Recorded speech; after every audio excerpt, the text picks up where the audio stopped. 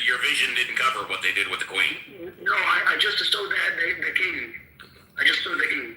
I understand. You had the vision about the king being kidnapped, but there was no vision about what happened to the Queen. Please continue. Yeah. The rest of the royal family, maybe the Queen was with them. The rest of the royal family, they fled to France. I can only imagine what happened to the Queen. Please continue.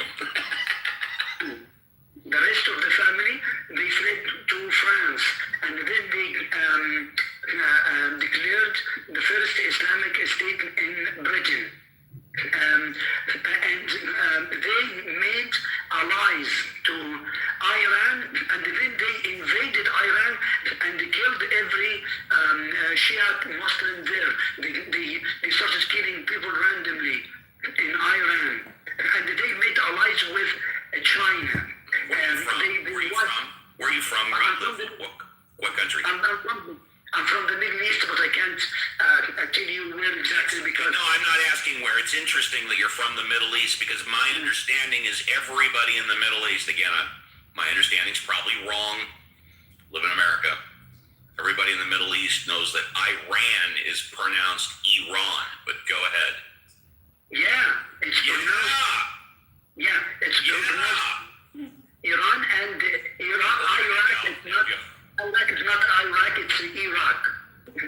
Go ahead. Yeah. Go ahead. And I live in the Middle East. I said that. You live in the Middle East. I know. Go ahead. Yeah. They made allies with China.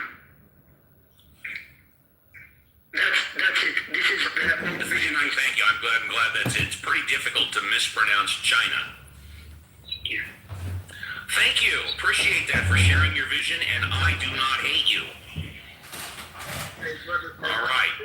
Hey, buddy, if you can wait your turn, that would be amazing. We got one person before you. Is that okay? Yeah. Thank you. Go on mute. You're next after Dr. Francine. Thank you.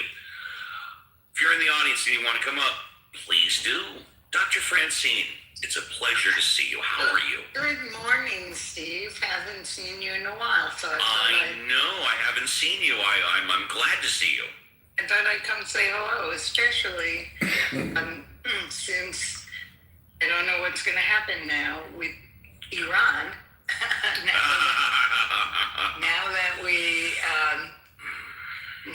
now that we have failed to make peace.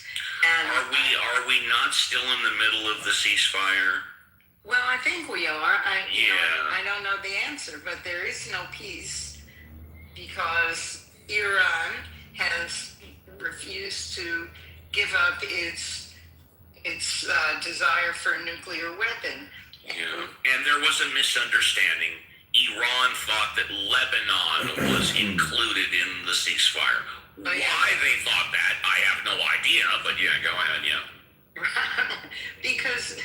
because Israel and the United States, were sort of locked in arms up to a point, and then they weren't because nobody was negotiating in good faith, is what Maybe they thought all 209 sovereign countries on the planet were included in the ceasefire. I don't know. Well, it was part of their 10 points that they demanded, so I think they were deluding themselves. Good morning. Hi, good morning. Lebanon was included in their plan, so maybe they just assume whatever they say goes. No, they assumed we read their plan. My turn. I can speak. It is your turn when I call on you. You will be after Dr. Francine. It will take no more than 5 minutes. Well, because Yakov is a moderator. He's got a green butthole. I just gave it to him. Can you wait the 5 minutes? Can you wait 5 minutes? Yes. Please do. Thank you. I guarantee. I would like to know. Go on mute, please, sir. Thank you. Yeah, go ahead, Dr. Francine. I would like to know where we go from here. I think the ceasefire still is in effect for another week. And then Donald Trump. Well, here's the thing. Donald Trump, basically threw J.D. Vance under the bus because the person who really can make a deal is supposed to be Donald Trump, but that's not who went to make the deal.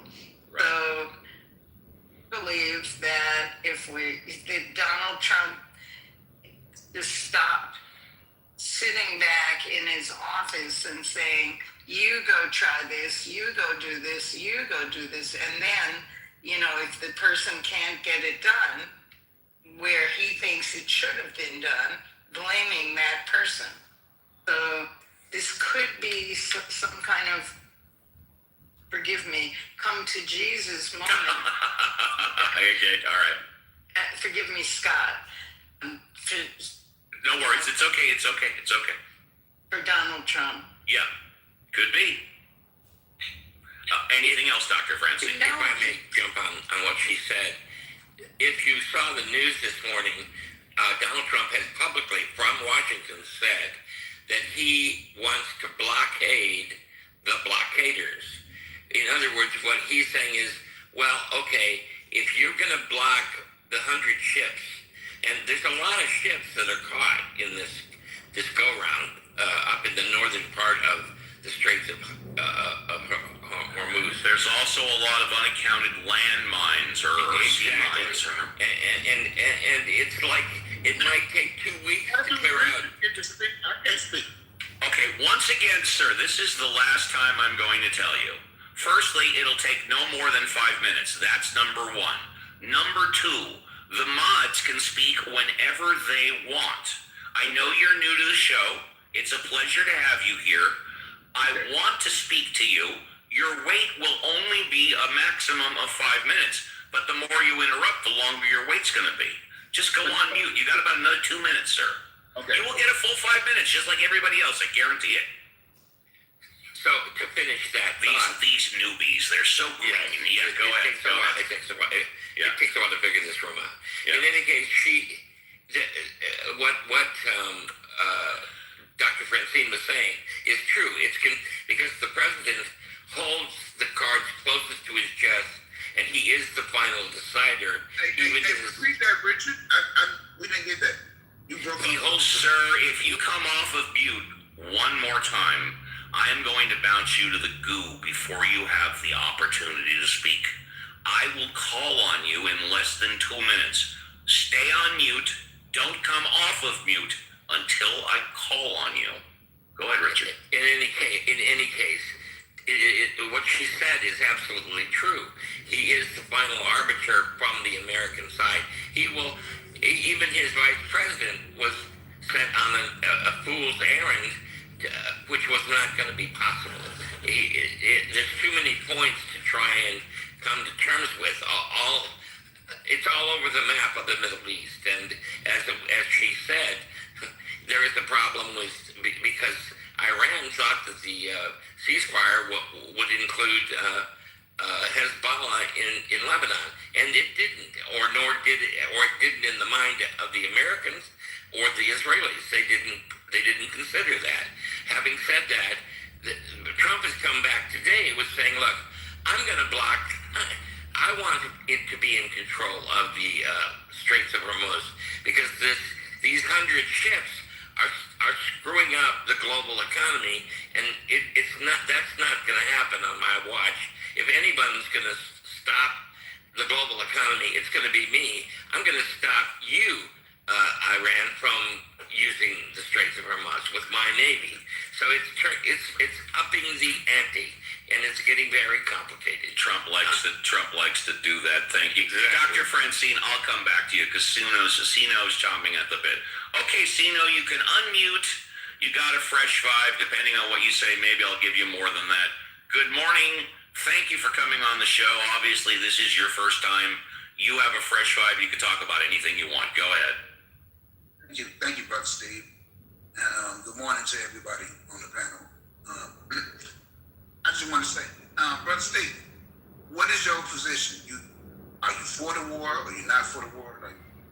Oh, I thought you were going to ask me a hard question. I'm against all war. Okay, me too. I don't like what Trump. Well, I like it when you agree with your Uncle Steve. Please continue. So now you my uncle? No, okay, you know what? Forget about the uncle. I'm glad when you agree with me. Go ahead. No, I'm not your uncle. Go ahead. Well, I'm gonna call you my Uncle Steve. Uncle Steve. There you go. So I am your Uncle Steve. Go ahead. So, I got one question. Or I'm sure I'm going to have one answer. why you gotta be snarky to me, Steve? Why? You know what? I don't want to be snarky. I'm going to go on mute. I will let you say whatever you want. No, I don't want to be snarky. Go ahead. Stino, that's just Steve. He always does that. Hey, welcome to the show, Stino. Yakub, I don't like you, so I don't know why you addressing me. I don't like you at all. Cool your You jets, got to bro. be respectful to my mods. The fact of the matter is, I like him. Go ahead. You talk to me. Just talk to me. Okay, so if opening up the Strait of Hamas, that's what it's called, Strait of Hamas, right? Hormuz. Hamas, okay. If it's good for the rest of the world, why is y'all up here talking bad about it? Like, Trump is doing what he has to do to get it open, so oil can be transported to the rest of the world. So what the fuck is y'all talking about? Well, that question doesn't make sense. Why it doesn't? Who was speaking bad about it and what was said exactly? You, Uncle Steve, you. What did I say? I've been listening. It seemed like anything. I know you've been listening. That's why I asked you, what did I say that was bad? I didn't say, you said. Yes, you did. You said, why are we talking bad about it? I said, who was talking bad about it? You said me. I said, what did I say exactly? Okay. You're right. Is that correct? Did I just speak the truth? Yes, you did. All right. So do you have an answer for my question? Richard was speaking. Do you have an answer to my question? I said I was wrong. Thank you. No, that's all you have to say. We can move on. That's all you had to say. Go ahead. Richard was speaking bad about. Okay, what did he say that was bad? He said everything Trump do is bad. No, he did not say that. When The absolute replays are on. He did not say everything Trump does is bad. He did not say that. Okay, Richard, what did you say? Can Richard explain it? Sure. Richard, why don't you take a moment and repeat what you said about Donald Trump and the Straits of Hormuz? Okay, I said that as was stated by Dr. Francine. You said he raised the ante, is what you said. He raised the ante on the Iranians because they have blocked now for a month. They have blocked all traffic in the Straits of Hormuz and saying, not only are we going to block it, we're going to charge for it and decide who gets to come and go. So what Trump has done is he said, you think you're going to do that because I'm going to close down the Straits of Hormuz totally to you and to your allies. So how do you like that? That's what he's done. I didn't say it was good or bad. I'm just describing he has outlined that plan. Mr. Richard, so Okay. you don't think Trump tactics is working? Well, firstly, do you agree with what Richard said? Did he speak the truth, yes or no? No, he did not. Okay, what was wrong with what he said? He doesn't know. He haven't read the book, The Art of the Deal. We know what Trump. What does the art of the deal have to do with the Strait of Hormuz and this war? It was written a decade ago. Uncle Steve. Yeah, I'm here. I haven't gone anywhere. I'm not running from you. I'm here. What does the art of the deal have to do with what Trump said a couple of days ago? Nothing. Richard didn't say whether or not what Trump said or did was good, bad, right, or wrong. All he did was correctly paraphrase it. He told the truth. Now, if you want to ask me or Richard, do we think what Trump did was good, bad, right, or wrong? Ask that question. But Richard told the truth. Don't you agree? Do you agree? Uncle Steve. Does that mean yes, you were wrong the second time? Yes, I was wrong. Thank you. We'll move on then. Go ahead. Okay, Uncle Steve. I'm here. I'm not running. I'm not going anywhere. It's my fucking show. Do y'all believe what Trump is doing is wrong? Do I believe what Trump is doing is wrong? Trump does a lot of things. I think some of them are right and some of them are wrong. You need to pick one. And I'm talking about as far as Do you think everything Trump does is right? Everything? Every single thing? Of course not. Well, that's my point exactly. Of course not. Well, I agree with you. We agree again.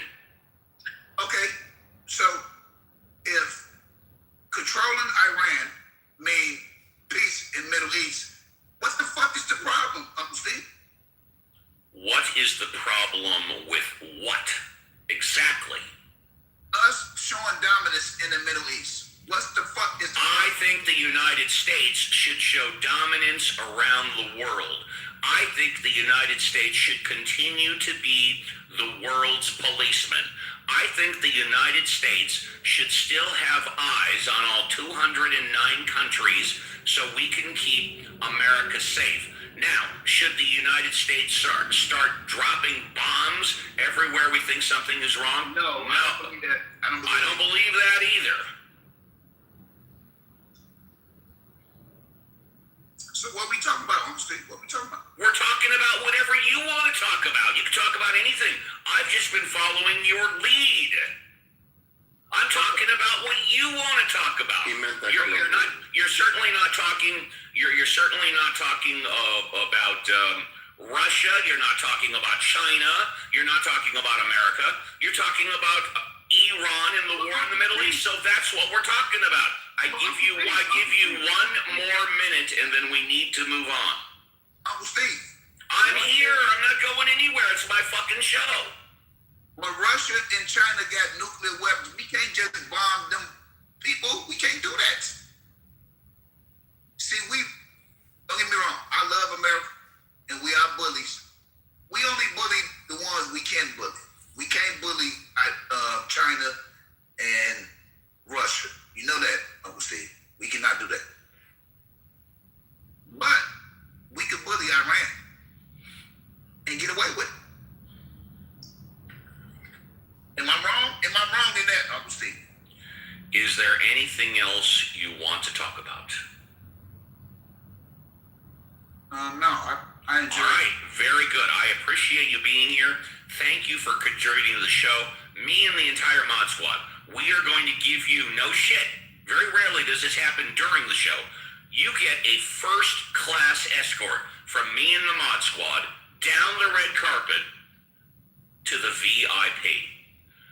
Thank you for making this a very interesting, educational, but more importantly, entertaining show. And let's see, next up, hang on, I gotta put on my reading glasses. Next up is Joshua. Hi, Joshua, good morning. Welcome to the show. What would you like to talk? Oh, no, I'm sorry, pardon me. Andrew, our good neighbor to the north, is first. Then Joshua, and then, hold on. Then Joshua, and then Pascal. Pardon? What? Oh no, good thing. Yeah, let the other person go first. Thank you. Thank you.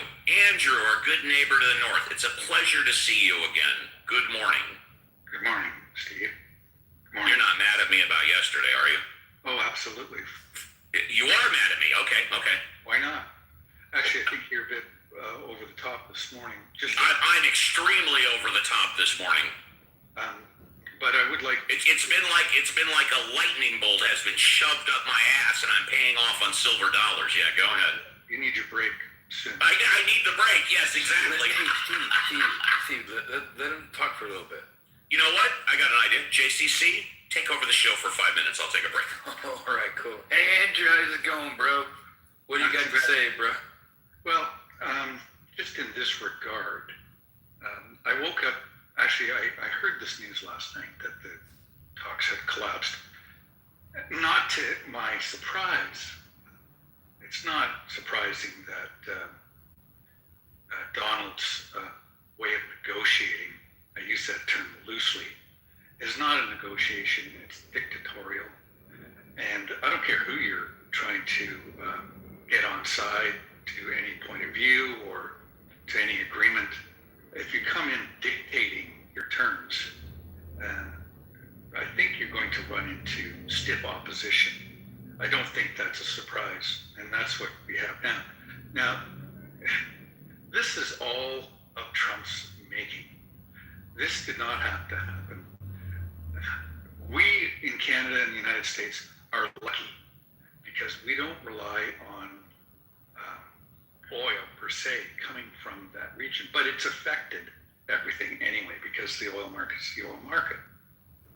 But there are other countries, especially in East Asia, that are desperate now, are desperate. I was just reading an article by Gary, who does the critical thinking forum here, about the plight of many people in the Philippines with rising costs, especially in fuel, and how that just absolutely devastates the economy. So I just think it's a sad thing that one country, such as the United States, can impact the world in such a devastating way, regardless of what the issues are. And it's just not a surprise that Iran would get their hackles up when you're, being forced to agree to something that you may not want to agree with. I think really what's going to come out of this is that many countries around the world, smaller countries, are going to pursue the nuclear option to prevent countries like the United States, China, and or Russia from imposing their will, just like North Korea has done. So it's really, I don't know that it's making the world safer. In fact, I think it's the opposite. And it's very disturbing. I did read something this morning, and this is totally off topic, but I did read a little article about, I'm just trying to think, I'm not sure which country it is, I'm just trying to remember. Maybe it's Cambodia, I think. They're erecting a statue to a rat, which I found kind of odd. But the rat is a mine-sniffing rat who is sniffing out landmines. I think that's incredible that rats can do that. So, I guess both stories were a little connected, talking about a rat. Anyways, thanks very much. Andrew, thank you so much. And thank you. JCC, real quick. And thank you, JCC. Yes, Rich? Real quick, JCC. I have family who live in Manila, and power has been out for the last 4 days because they have no fuel to run their the engines of their citywide power. The fuel from coming through the Straits of Hormuz to the Philippines. The city of Manila, which is a huge city, it's like 10 million people, has no power right now. So it's true what you're saying. If you're here for the first time, this is how the show works. We encourage everybody, especially the new speakers, and that means you, to raise your hand, come on up, and talk about whatever you want. We never, ever put a restriction on content. You can talk about God, religion, atheism, current events, politics, the show, Clubhouse, you, me, the Mod Squad. If you're having a problem, need some advice, I've assembled the best Mod Squad in the history of Clubhouse. They have a wide variety of fields of expertise and knowledge. If you have a problem with me or the Mod Squad, you can come on up and say, hey, Steve, got a problem. Or, Steve, go on mute. I want to speak to somebody on the Mod Squad. So please, that's how the show works. Everybody gets a fresh five. Joshua, good morning. Welcome to the show. What would you like to talk about? Joshua, going... Yeah, y'all hear me okay? Yeah, Awesome. What's up, Steve? you care. Wonderful. Thank you. Hi, good morning. Great morning. So, myself, atheist, You cut out Joshua after atheist. You cut out after atheist. atheist slash anti-Christian. Atheist, anti-Christian. Okay. By the way, and I'm hearing an echo, so I don't know if you're recording the show, you have a problem with your earbuds or earpods, you're listening to something else. But I am hearing an echo. I am outside. Go ahead, we'll fight through it. Go ahead. So you are an atheist and an anti-Christian. Yes, sir. Yes, sir. I had a question I'd like to bounce a theory off of. Okay, all right. I admit I did steal it off of, or not steal. I mean, I heard it on the Joel Reed's Bible show on YouTube. Well, you know, there is an old cliche that good artists copy, great artists steal. But go ahead. Oh, word. I like that. Okay. Thank you. I like it too. That's why I said it. Yeah. Okay. So, It's true. That's an old cliche. Go ahead. Yeah. well, I'm trying to think like a good one to like bounce with it, but I keep coming back to this rubber ball. How about don't cut off your nose to spite your face, or don't throw the baby out with the bathwater? But please continue. Yes. I'm full of cliches. Go ahead. Don't stub your toe before you whine. There you go. And it's full of a lot of other stuff, right, Steve? Thank you, JCC. Go ahead, sir. So, my issue is, did Eve know that she was doing wrong before she bit into the apple? All right, and I'm gonna add a little something to that as well. It is time for What Would Jesus Say? We haven't done this in a while. Ladies and gentlemen, boys and girls, nieces and nephews, what would Jesus say? Okay, let's go to the Mod Squad. Great question. We'll start with Alfonso. Alfonso, did Eve know that she was wrong before she grabbed the apple? Bit. Grabbed, bit. Yeah. Gave it to Adam, whatever. She gave Adam her fruit. Yeah, I think Andrew is right. You're having a really hard time staying on mute and listening to people. Interruptions are really the word of the day. But Well, guess what? Look at how many people are in the fucking room today. yeah, We've had more people in the room this hour. We've had more people in the show now than we've had in a very long time. Go ahead. I guess you're the greatest showman on the No. All I'm going to say, and this is no secret, anybody that's been listening to the show, all you Mod Squatters know, I am a numbers whore, okay? If I could get 1,000 people in the room right now by yelling and screaming, I'm going to keep yelling and screaming. But go ahead. Oh, and interrupting. Yeah, go ahead. Isn't the word interruption? Okay, so what would Jesus say? Did Eve know she was wrong about the apple? Well, are you gonna interrupt? How many words can I get through before Steve interrupts? I'm trying to measure what's gonna happen next. What would Jesus say about Eve? We would have to look at what scholars say about the state of affairs of the Torah. I think Jesus would say, ye who are free of sin, cast the first stone. So Jesus as a spirit would be, we should forgive Eve and Adam, and that's what my mission on earth is. I'm here to cleanse away the original sin. Fantastic. Thank you very much. Richard, what would Jesus say in regards to Eve with the apple? I'm going with Alfonso's response. Okay, very good. Let's go to Reverend Scott. Reverend Scott, what would Jesus say? I don't know. I will say, though, I am questioning my thoughts on Iran. And I'm wondering if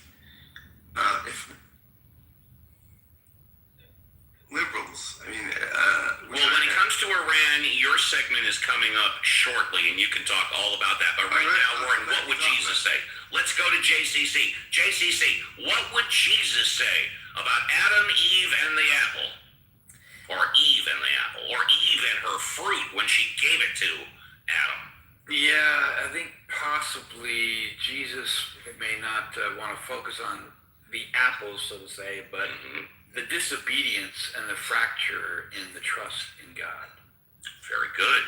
Violet, what would Jesus say regarding Adam Apple? Adam Apple.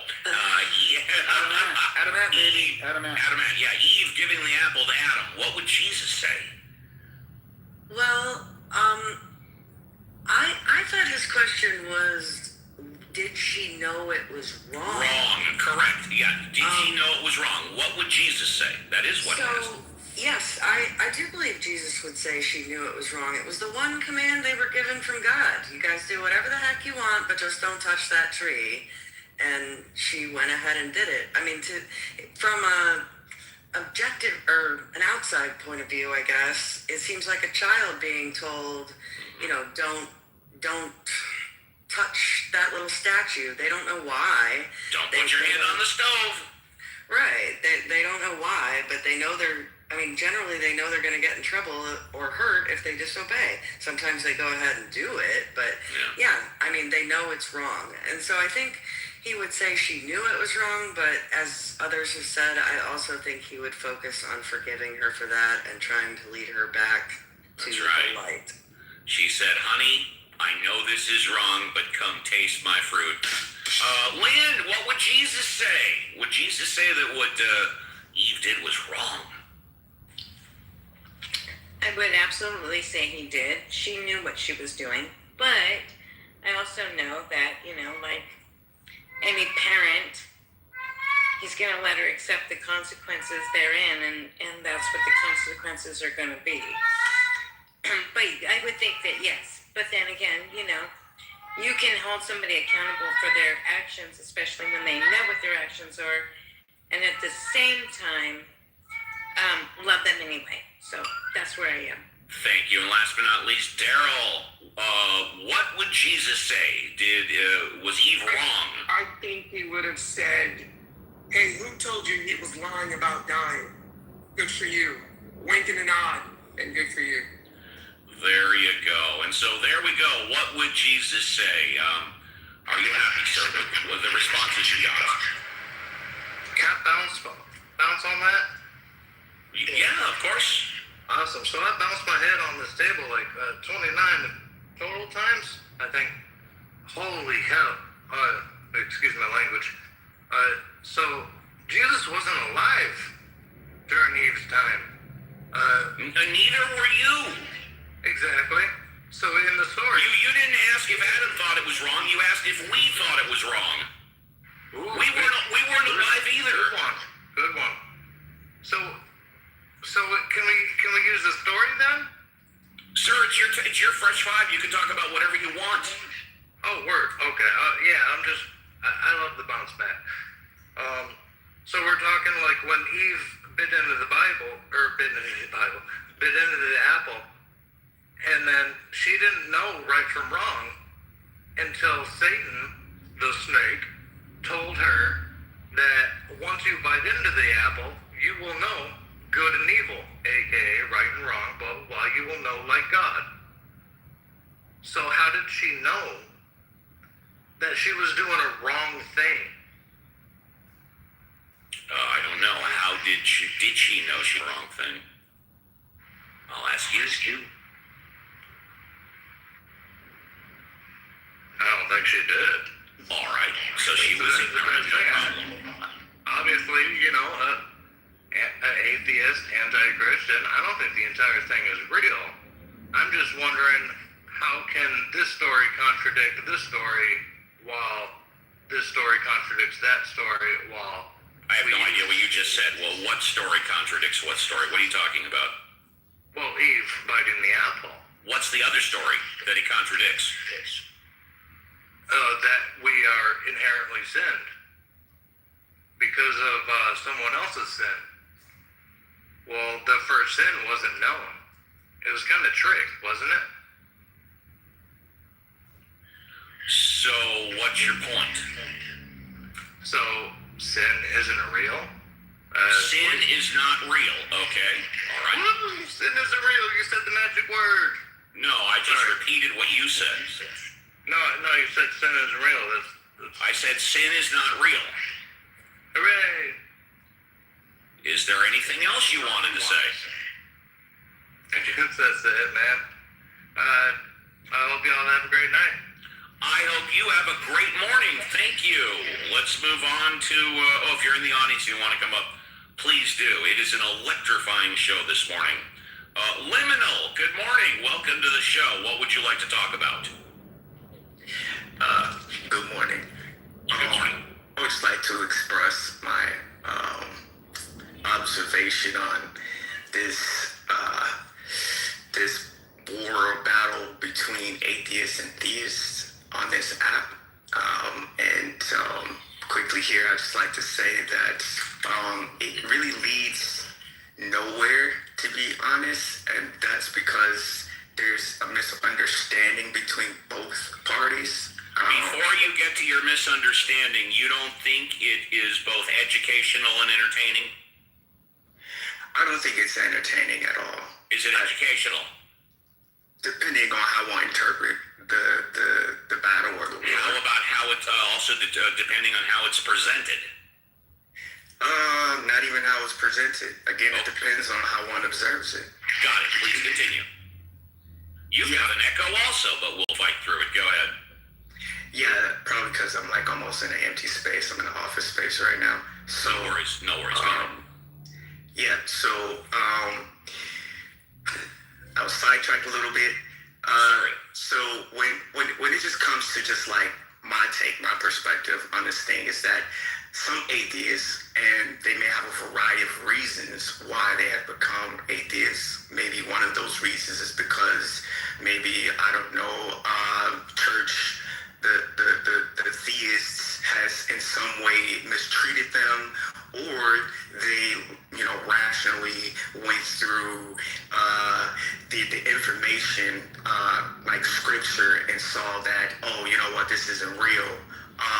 For whatever reason, when it comes to just like the theist, atheist doesn't understand their own position sometimes because it's clouded by this more emotional take on how they were treated within religion.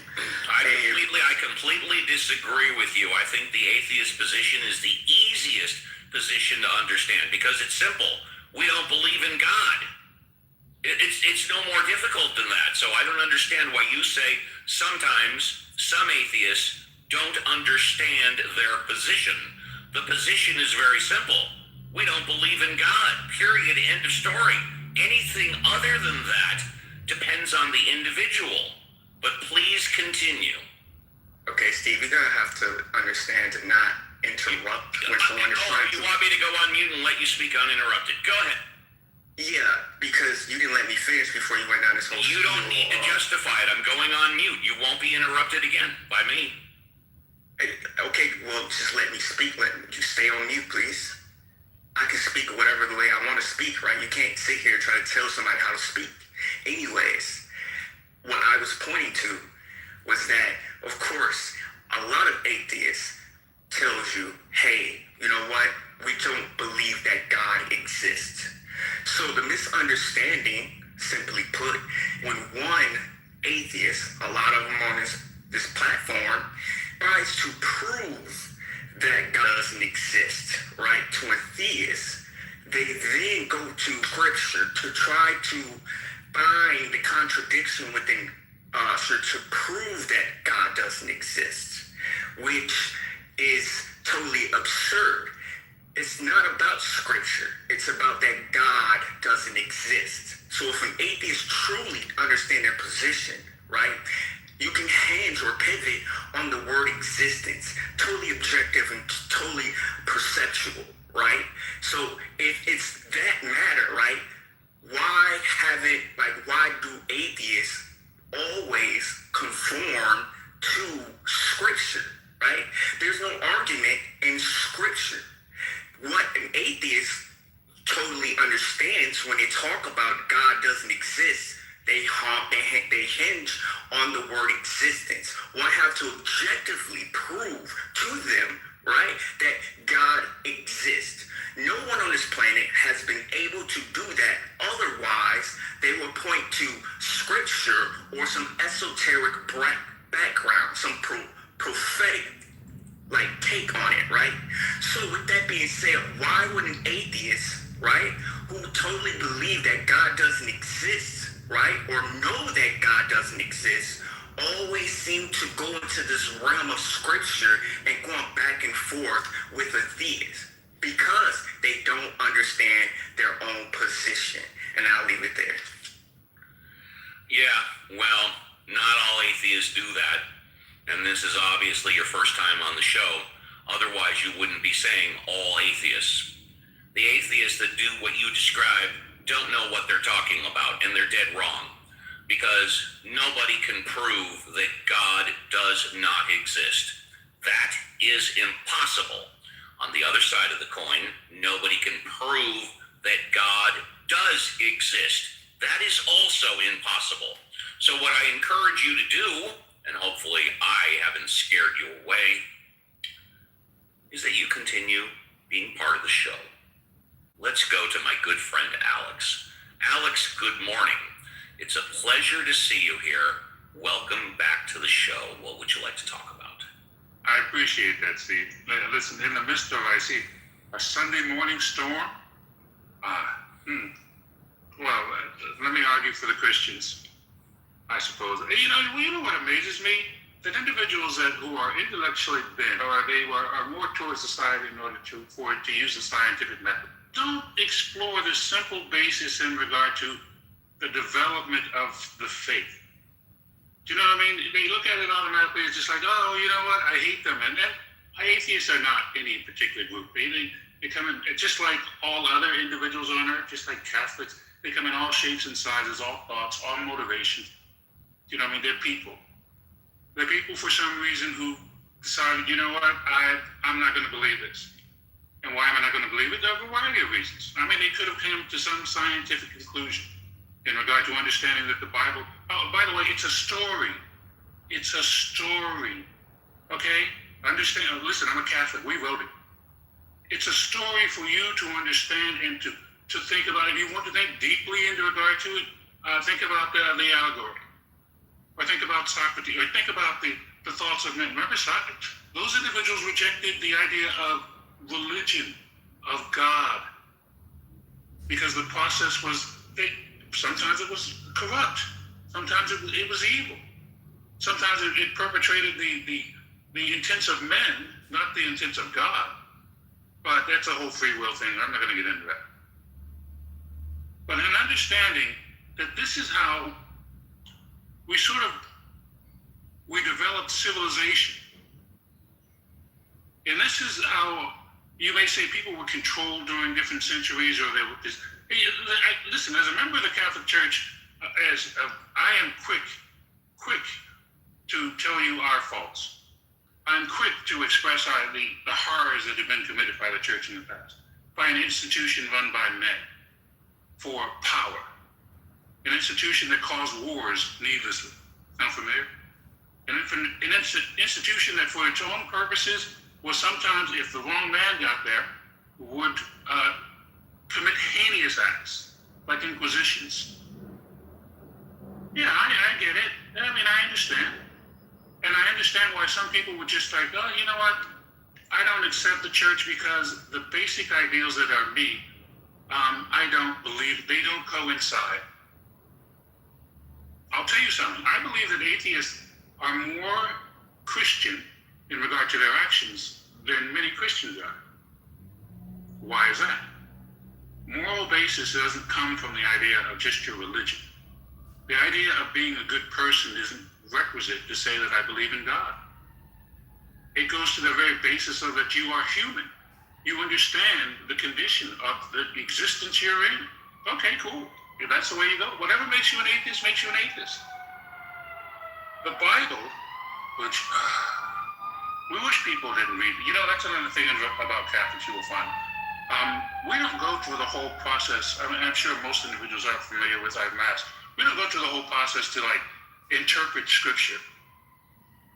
We believe in the New Testament. We believe that the very basis is just love one another as God loves you, and Jesus love solves all problems. Be good. Just be good. Now, with that as the basis in regard to what we hold as our traditions, we hold as our regular rituals, that shows you as to like, listen, that's what our dedication is. Our dedication is to the faith, not to the aspects of, well, does he exist? Does he not? For some individuals, religion or the establishment of the church, let's not say religion, it provides comfort. It provides the ability in order to work together. It provides the opportunity to generate great funds. It provides the opportunity to build hospitals and universities. So don't bang on our church especially. And we're the root, but sometimes it goes astray. It's like a tree, like we said yesterday. Sometimes a tree, has branches. Each of those branches are, they come from splits, schisms, individuals seeing a different way. Sometimes they went all the way out there. I wouldn't say crazy because that would be judged. But they went out a little far in the search of like their meaning and purpose. But they kept the general basis. They kept the general story. They're Christians. Because of that, I don't think that it's necessary to bang on religions. That's just something that kind of develops us something for it. The essential to us is our faith. We just have phases. And I believe in evolution. You believe in evolution, and it's quite simple.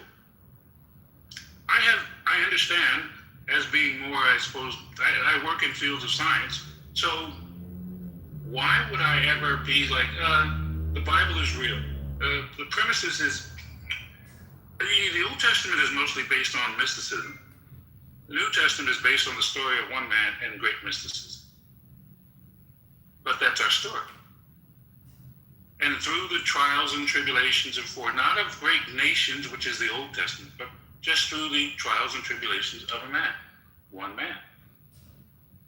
Just like that. It's a simple. But if you broke it down scientifically, I think you could understand the general theme which is expressed and how it works in unison in teaching lessons, valuable lessons about how to behave, about how to be one, about how to love.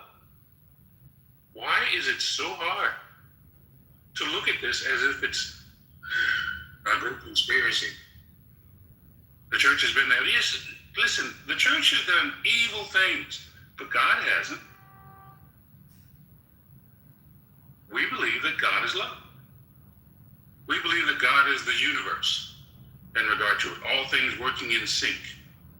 We believe that, that this is more than just, the expansion of our concepts of God is oftentimes necessary not to support the actions of a religion, but to understand our existence.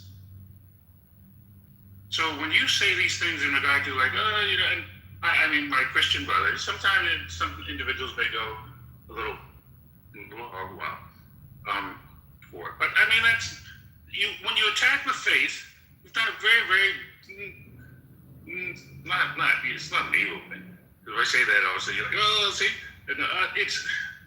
it's an understandable thing. As Christians, we understand, right? I think that atheists are the greatest example to a gift from God.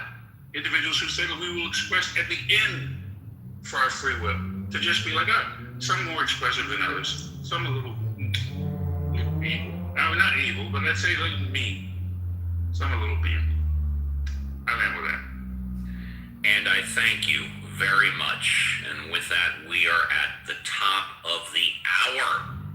2 hours in the tank, 1 hour left.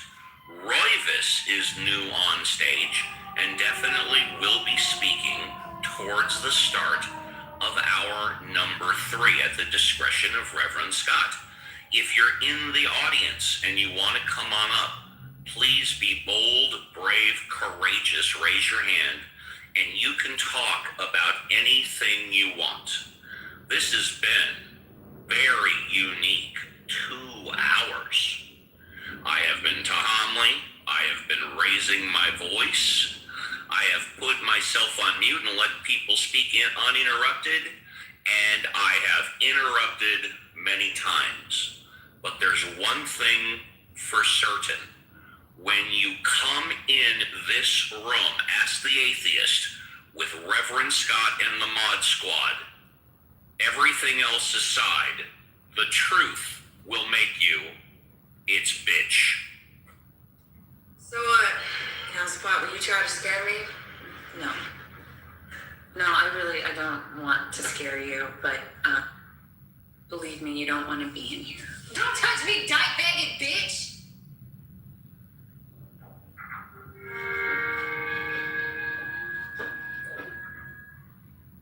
Excuse me? You heard me? What's your name again? Dina. Dina. That's a pretty name. You know, I could tell you a lot of things that would scare you, Dina. I could tell you that I'm going to make you my prison bitch. I could tell you that I'm going to make you my house mouse. That I will have sex with you even if we don't have an emotional connection. That I'm going to do to you what the spring does with cherry trees, but in a prison way. Pablo Neruda. But why bother? You're too tough, right? Yeah, I know how easy it is to convince yourself you're something that you're not. But I think you can do that on the outside. You just keep moving. Keep yourself so busy you don't have to face who you really are. But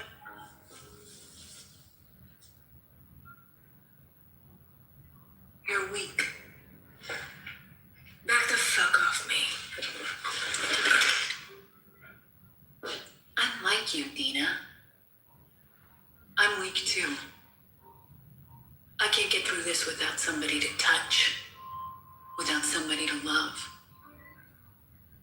Is that because sex numbs the pain? Or is it because I'm some evil fuck monster? I don't know. But I do know I was somebody before I came in here. I was somebody with a life that I chose for myself.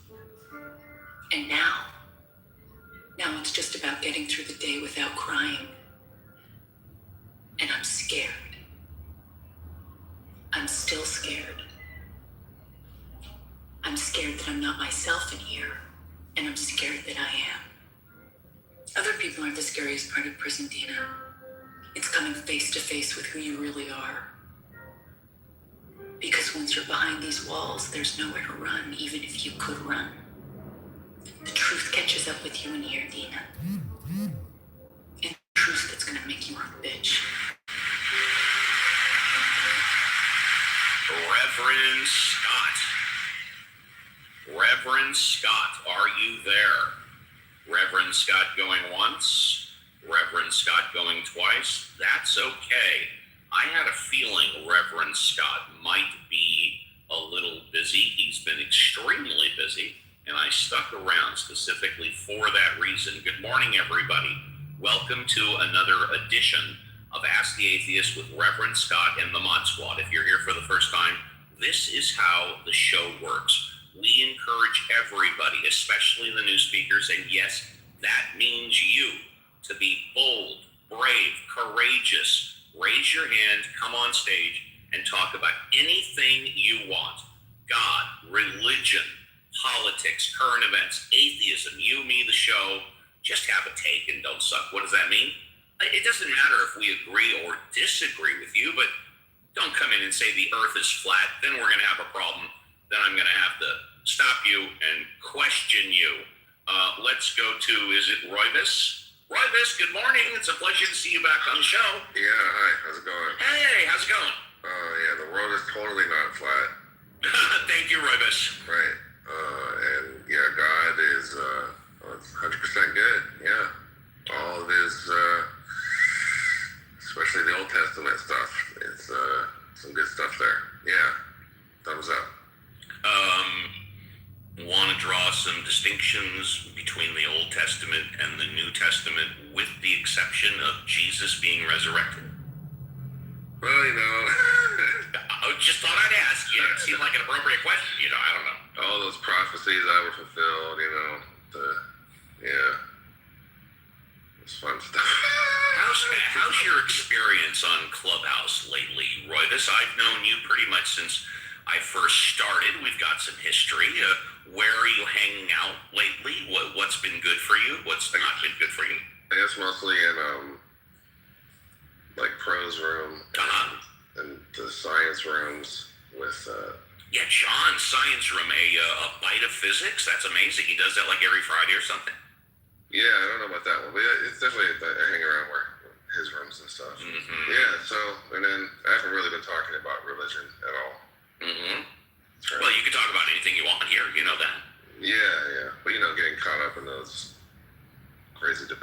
that. Oh, I know. I mean, you've been here before. That's not what this is about. This is about a platform where people can come up, talk about whatever they want. I never control content, and hopefully we get both sides. Sometimes I go on mute, just let people speak, go to the next speaker. Sometimes I'll comment, and sometimes I'll interrupt like 5 times. It just depends what people are saying and what I think about it, Right. Yeah. Well, that's it. I don't really have a rant right now. But, You got it. Yeah, thanks. No, that's okay. Let's first go to the mod squad, and then we'll go to the other speakers on stage. Let's go first to Alfonso. Alfonso, would you like a fresh 5? Alfonso might be busy with the fam bam. Okay, let's go to Richard. Richard, would you like a fresh 5? I think I've said most of what I want to say. I don't want a fresh pop. No worries. Reverend Scott is busy. We'll go to JCC. JCC, would you like a fresh 5? Sure. I'll take You got it, buddy. Yeah, hell yeah. And I will not interrupt you. I'm going on mute. You can chime in.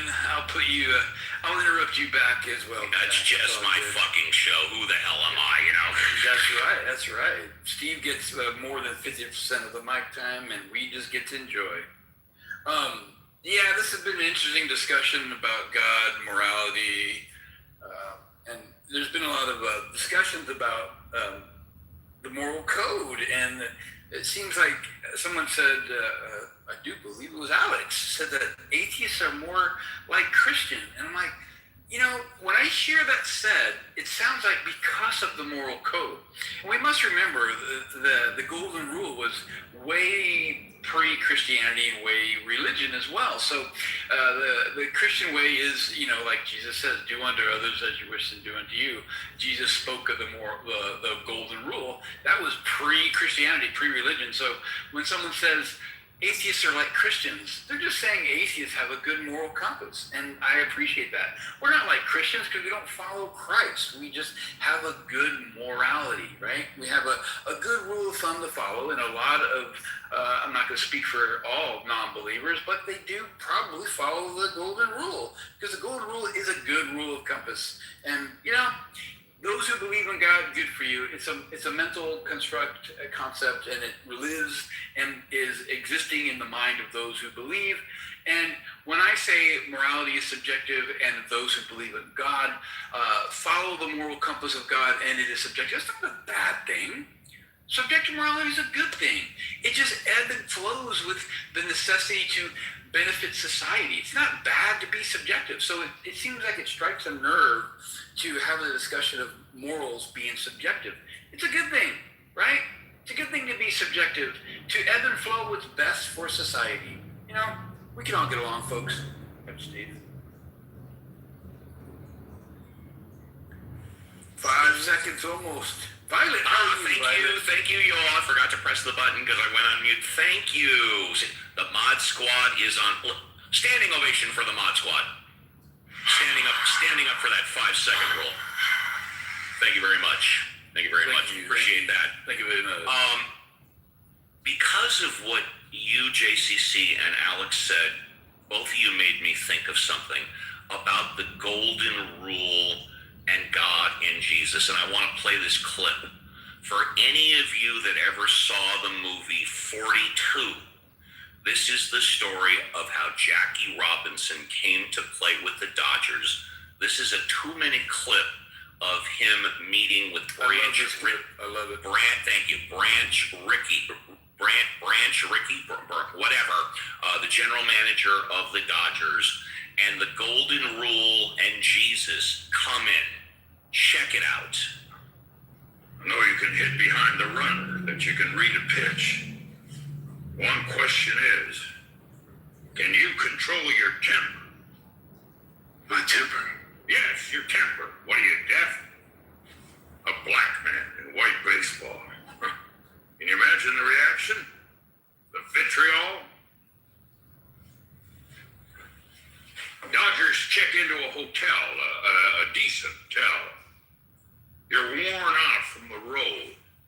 Clerk won't give you the pen to sign in with. We got no room for you, boy. Not even down in the coal bin where you belong. stops at a restaurant. Waiter won't take your order. Didn't you see the sign on the door? No niggers allowed. What are you gonna do then? Fight him? Ruin all my plans?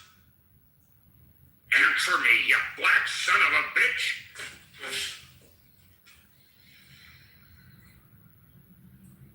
You want a player that doesn't have the guts to fight back? No. No. I want a player who's got the guts not to fight back. People aren't gonna like this. They're gonna do anything to get you to react. Echo a curse with a curse, and they're only yours. Follow a blow with a blow, and they'll say the Negro lost his temper, that the Negro does not belong. Your enemy will be out in force, and you cannot meet him on his own low ground. We win with hitting, running, field. Only that. We win if the world is convinced of two things: that you are a fine gentleman and a great baseball player. Like our Savior, you gotta have the guts to turn the other cheek. And Hineme were 70% Christians, and the golden rule did not apply to Jackie Robinson. He got death threats throughout the entire part of his career. He had other players. People didn't want a black man in baseball, and he could not meet them on their own terms of the golden rule. Treat others like you want to be treated or the way they treat you. He had to have the guts not to fight back. Let's go to... Well, Daryl hasn't had a fresh five yet. Daryl, good morning. It's a pleasure to see you. Thank you for doing the heavy lifting. Would you like a fresh five? No, sir. I'm packing. I'm hanging out listening to you guys. You got it, buddy. Okay, Yakov, would you like a fresh five? Yakov. I'm good. I'm here to listen. You got it, buddy. If you're in the audience, feel free to come on up. And now we go to the rest on stage. Paul, would you like a fresh Actually, five? Steve, I wanted to say something. Violet, I forgot you, Violet. I am so sorry. You forgot me yesterday and I forgot her. I forgot her 2 shows in a row. My, Good God. you know what? Let me give me a wah wah wah. I'm gonna give you a spanking. Oh no! But he may like that, by the way. I may like it. I definitely will like it. I can't help myself. Yeah. It's been a really punchy show today, for sure. I think the when JCC ended what he was saying, he said we all just get along. I mean, to me, that's, should be the goal, whether you're religious or not. Let's try to work together. I find it really hard to believe, or hard to understand those of faith who see someone who's doing good deeds in life, who's making a difference, who's going in a positive direction, but they don't see them as good as they are if they aren't doing it for God and not just for good. It seems to me that if you see that they're doing good, work with them to amplify that good. If their motivations are not necessarily spiritual, does that stop the positive effect of it? I mean, it just drives me crazy that we can't find the common things that we all want to improve and work on doing that together. It's puzzling to me because I realize people's faiths and ideologies and beliefs are important to them. But, when it comes to working with other people, doesn't it help to start by finding what you agree on and how much of what you agree on versus what you disagree on and how much you disagree on? Wouldn't that be a good place to start? I'll end with that, but can't we all just get along, just like JCC said? And I'm going to respond, and then we'll move on. Unfortunately, a lot of people on Clubhouse are not interested in seeing a train running smoothly on the tracks. That train could go all day. Nobody gives a shit. But as soon as there is a train wreck, everybody wants in. You know, determining what you agree on before going to your disputed issues is a main factor in both the law as well as debate. In the law as well as a debate, they have more in the law, they have something known as stipulations and issues. There's a reason why the stipulations come first. Before you talk about what you disagree on in the law, you first determine what you agree on. So you get that out of the way. Then you go to what you disagree on it. And what inevitably happens a lot of the time is when you're discussing what you disagree on, somebody will bring up something, don't know what it is, something that you already agreed on. But wait a minute, whoa. We already agreed on that issue or that point or that argument. Why are you bringing that up again? Stipulations and issues. There's a reason why stipulations is first. Let's now, Daryl's on the phone. Okay, fair enough. Let's go to Prophet. Prophet, it's a pleasure to see you again. But did I miss somebody again? Paul's actually new on stage. I'm sorry. Oh, that's right. Thank you, JCC. Paul number 2. We did have Paul number 1. Well, now it's the only Paul. Hi, Paul. Welcome to the show. It's a pleasure to see you here. What would you like to talk about, Paul? Hey. It's good to be here today, and I appreciate being back again. And I always enjoy your room. You're very kind. What I wanted to say is I love this topic with agnostic, atheist, Christian, whatever you want to say. But the golden rule, it's like what Violet said just before. I really like what she said, and that was, you do not have to be religious or spiritual or whatever to be human, to be nice to people. That's the golden rule. There's nothing Christianity about it. Fuck that. It's just being a person that has good in their life. And so when people try to say, well, you have to be religious or you be spiritual to have good in your human form, then I don't know where they're getting that from or what they're thinking, because there's nothing to that. It's just the fact that, hey, be kind. Be kind to somebody. Fuck, how hard is it to be kind to somebody? I mean, fucking hey, come on. You know, so I'm on a journey myself, and I've been a Christian pastor. I was a Christian pastor. I was a Christian chaplain, and now I'm just kind of trying to weigh things out because of books I'm reading and different things I'm studying and different things like that. So I wouldn't even say I'm an agnostic. I just don't know where I'm at in the whole picture these days. But we all can be kind to each other, and let's all just get along. Fuck, why do Christians and Muslims have to fight each other so hard all the time? I've never fucking understood that. You know, one thing I've always loved about Jew people and friends of mine that are Jewish is they're like, who gives a fuck? You know who I believe. I know what I believe, so just leave me alone, you know? And my thing is we all can agree to disagree. Correct? I thought so. I thought that's what this world was all fucking about. So thank you, Steve, and I appreciate you, man. The pleasure is mine. And before we go to Prophet, I'll just say this. You made an interesting point. Quite often on Clubhouse, I hear Christians arguing with each other about the religion. Quite often on Clubhouse, I hear Muslims arguing with each other about the religion. You know who I don't hear on Clubhouse arguing about the religion? They argue about everything else, but not the religion. Are us Jews. Us Jews don't argue. Amen. About Judaism. Amen. We argue about every fucking thing else, but not Judaism. That's right. It's true. We do argue about interpretations. A little bit. There is some you argument. Guys do argue, right? And you guys do argue sometimes about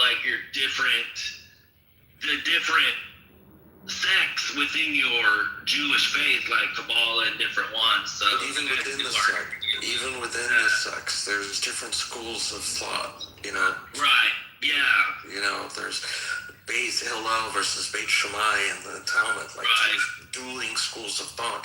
You know, there's a lot of, and it's playful argument. You know, to be honest, it's playful. It's not you're an idiot and you're stupid. Yeah. Yeah, and it's not like you're name calling and you start like really going at each other, man. Just yesterday I was in some room and two Christians started going at it because they couldn't decide if Jesus was God or the Son of God or the Messiah. And I mean, these two wanted to fight each other.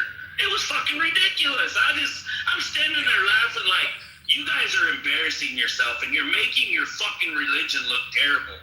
Yeah, that's, I believe that's the Trinitarian versus the Unitarian argument. Yeah. Yes. Yeah. Good points. Thank you. Thank you very much. Appreciate it. No problem, man. Thank you. I appreciate it. You are welcome anytime. Thank you. Well, if you're in the audience and want to come up, please do. It's a spirited day. Let's go back to Prophet. Prophet, pleasure to see you again. Would you like a fresh five? Prophet. Prophet going once. Prophet going twice. We'll come back to Prophet. Let's go to Joshua. Joshua, hi. Would you like a fresh five? Fresh five. Yeah. So I was reading through the wonderful book that everybody proclaims too. What do they call it? You mean the Bible? Yeah, that's what they call it. All right. Yeah. Okay. So I ripped this page out. I really like it. Ooh, are you supposed to do that? Well, I did it anyways. Okay. Fine.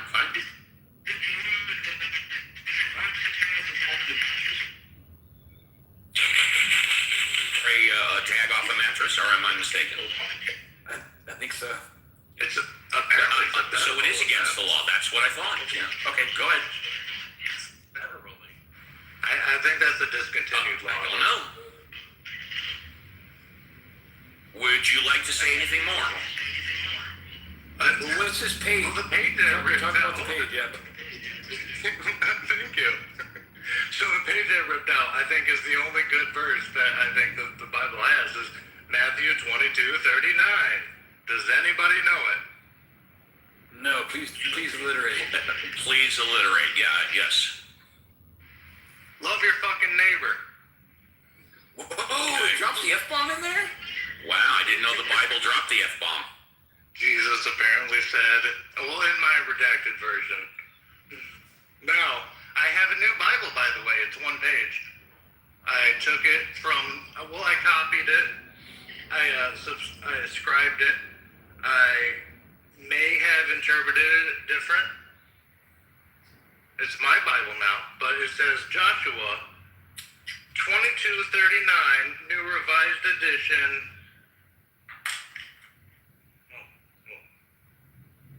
Love thy fucking neighbor. Yeah. All right. Love thy fucking neighbor. Okay, thank you for that. Hey, Steve.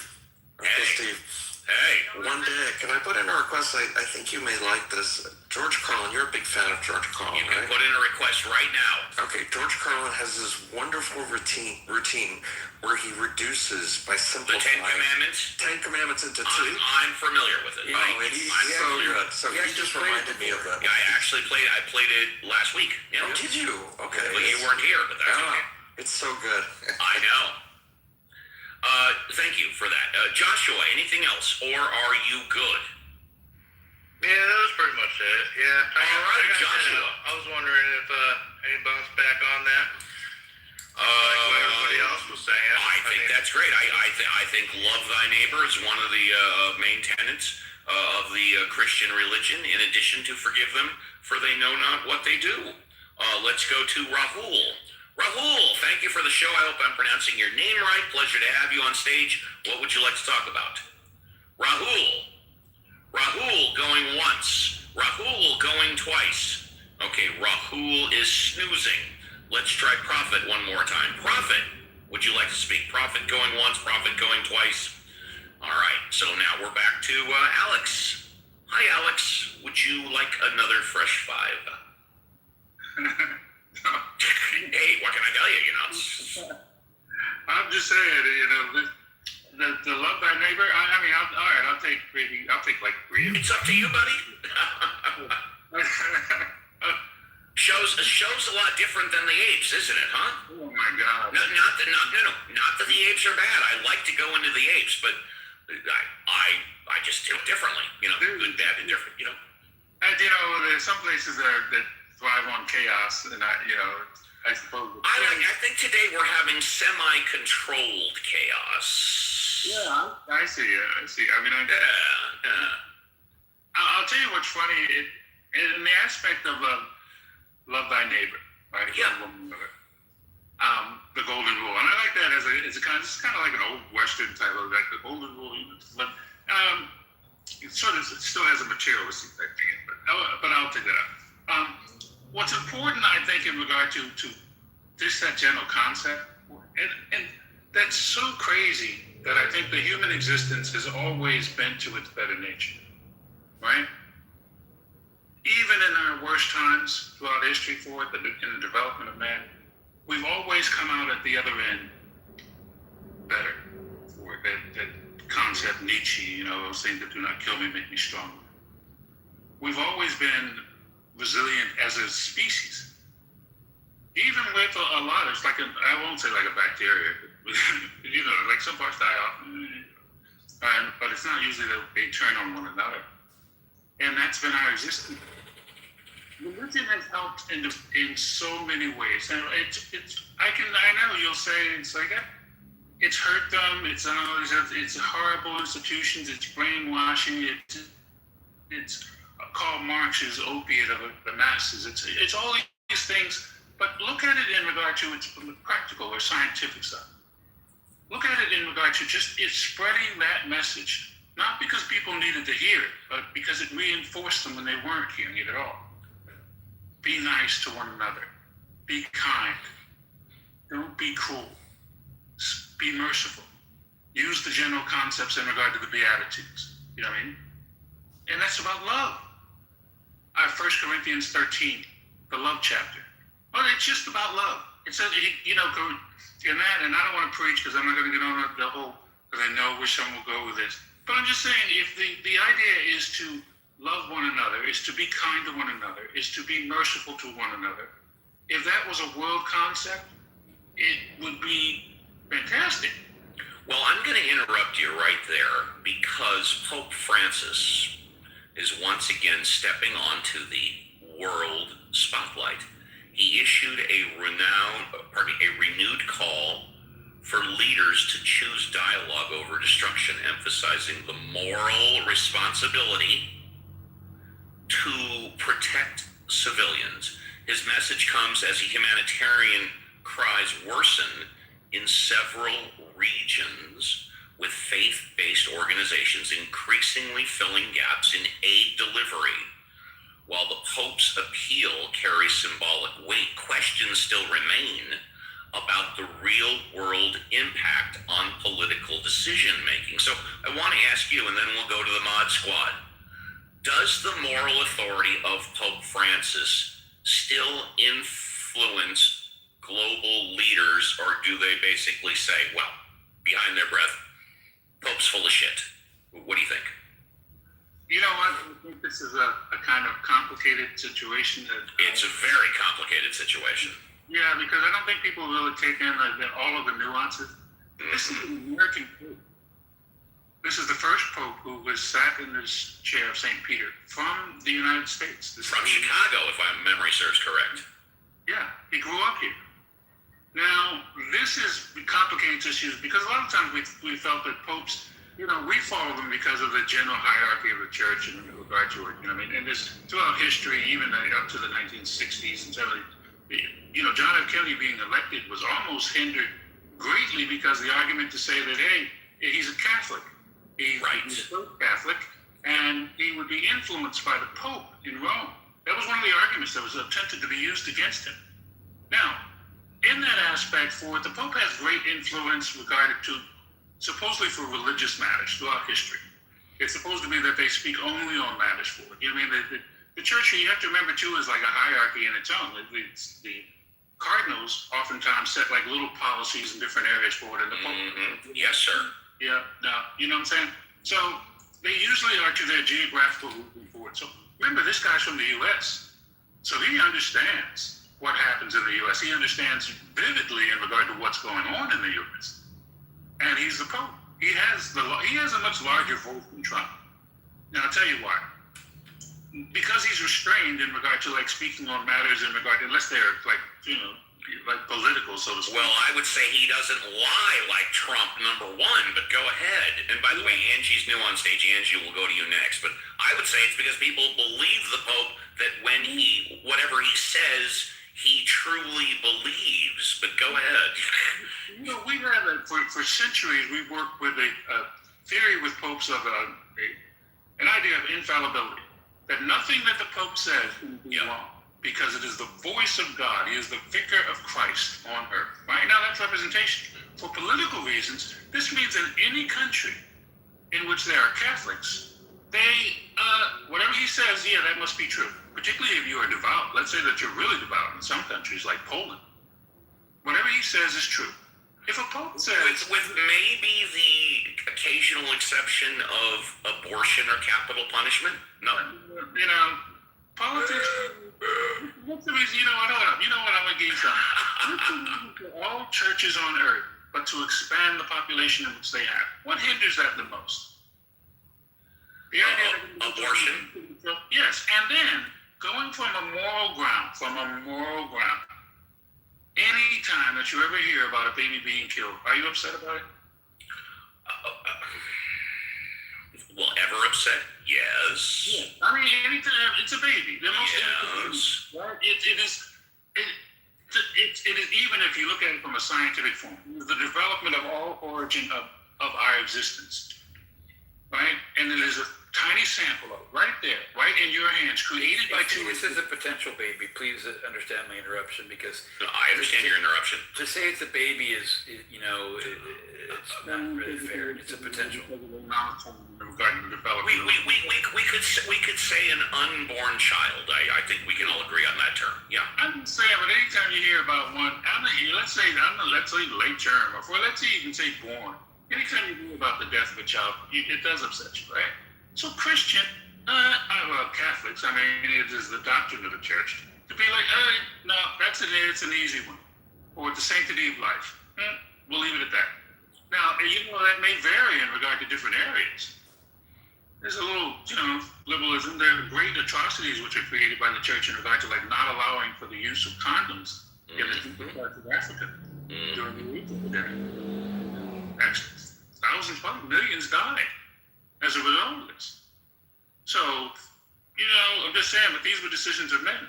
The policies oftentimes will change with time. They evolve. The church evolves. Hopefully, time evolves as well. Thank you very much. Angie, you are new on stage. Welcome to the show. It's a pleasure to see you. You get a fresh five. What would you like to talk about? Hi, Steve. Thank you. Hi to everyone. Hi, Angie. Hi. Well, what I wanted to say is that there are scientific studies, you can Google this, that show that prayer, they've done scientific research on this, and the control group, they had outcomes for the people that got prayed if they were in hospital or whatever, that they recovered faster. I'm familiar with those studies, and I apologize for interrupting, but I just wanted to add to the non-results of the study. What you just said is absolutely true. However, the study did not continue on that said because prayer helps, God exists. It did not go there, but please continue. Yes. So I'm not trying to attribute this to any religion. Okay. I'm more interested in the quantum physics of the field. Yes. I don't know if you're familiar with a book called Lynn McTaggart, which showed the intention experiment.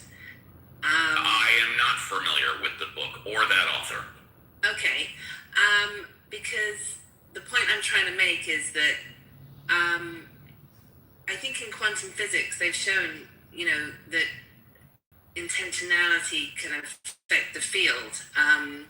So I'm not trying to attribute any specific religion. It may be that this force, that we see described in films like Star Wars, the Force. is a thing. And maybe religion, that is dividing us is not such a good thing, but maybe there is, something, to do with intentionality and this kind of force thing. There is, and I will tell you exactly what it is when you finish, because I don't want to interrupt you. Well, I mean, you get the gist of what I'm trying to say, so go for it. I will, and then you can comment. It is a fact that a positive mental attitude helps you recover when going through both medical treatment, disease, and surgery. It is a documented medical fact that if you go into, let's just stick with cancer, something everybody can relate to. If you are completely depressed, if you have no faith that in your doctor or what your doctors are recommending, or if you go into surgery and you go in all depressed without a will to live, your chances of recovery are less than if you go in with a complete desire to live, complete faith in your medical professionals, and faith in your doctors. A positive mental attitude has a direct effect on the ability for you to recover more successfully and quicker. That is a documented fact. This is what I attribute to your prayer, okay? When people who look at this study, and I've discussed this study with people before, they think it points to God, which is fine. They can think that. There's no documentation, and the study didn't go that far. What I believe it does is reinforce what I just said. That when you have a patient, and you have a positive mental attitude, because you have family, friends, and partners that are not only praying, but praying with you, that gives you a more positive mental attitude, which has a direct effect on the recovery power of the body. Go ahead. And I just wanted to finish with this quote, which is, if you can't distinguish right from wrong, you lack empathy, not religion. I'll just leave you with that one. Yeah, but there's a problem with that one too, because, you probably weren't here during hour number 1. Everybody has a moral code. Even the serial killer or the convicted rapist has a moral code, but obviously it's not going to be the same moral code that you and I have. Therefore, not everybody's sense of right and wrong is the same, but everybody, even the serial killer or the convicted rapist, has a sense of right and wrong. Okay, well, that was my 2 cents, Steve. No, and I appreciate it, and believe me, I wasn't disagreeing with you. What I was attempting to do, hopefully it was successful, was just adding to what you were saying by putting forth my own personal perspective. I hope you didn't take it as being rude or anything. No, absolutely not, no. Angie, you are the best. In fact, let me give you a standing ovation, and I'm going to tell you why. I'm giving you a standing ovation because without question, black and white, no gray, the show is better with you than without you. Thank you, Angie. Thank you. Appreciate that. You got it. Appreciate you too. Let's go to John Malincrot, our expert scientist. And I don't know what John wants to talk about, but hopefully he's going to throw in a little Artemis too there. John, good morning. Pleasure to see you. What would you like to talk about? Yeah, I wasn't going to Artemis, but I could talk about that for hours. I think the pictures are awesome. Yeah, amazing. Yes. Yeah. No, I just wanted, you guys were talking about the 10 Commandments earlier, and I put stuff in the chat. I think it's really amazing to me that people talk about the 10 Commandments and have reverence for them. It's as if nobody has ever even read them. You know, when you read them, I submit that you can't read them and not appreciate how completely ridiculous they are. And I put with the exception of 6, 7, 8, and 9, which are obvious, just kind of like, come from the golden rule.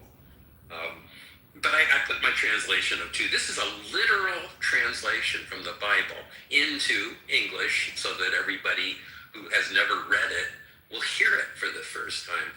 Commandment 2 literally says, don't draw, paint, or sculpt images of stuff that is in heaven or that is buried or that is in water under the earth. And if you happen to find any stuff like that, ignore it. Because if you don't, I will fuck with your children, your grandchildren, your great-grandchildren, and possibly even your great-great-grandchildren. That is literally the second commandment. Does it have to do with not making statues in God's image, or no?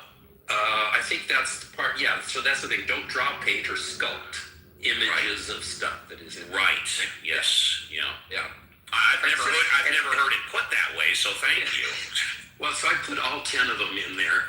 You know, you go down through that. It's just, they are amazing until you get to 6. Don't kill. Don't commit adultery. Don't steal. And don't lie about your neighbor. You know, you think it could have just said, don't lie. But it doesn't even say that. I didn't know it said don't lie about your neighbor. Clearly it says, I know it says, or it alludes to, don't covet thy neighbor's things. No, that's 10. 10 says, what is it? Don't wish you had the stuff or spouses of others. And as George Carlin, I think, says, what? How do you do that? You know, yeah, that is a 9-minute bit, but Yakov maybe next weekend because it's a 9-minute bit. Yeah. Well, that is, and it's not. I mean, the point is, he talks about how you need it for the economy, but it's like, don't think of an elephant.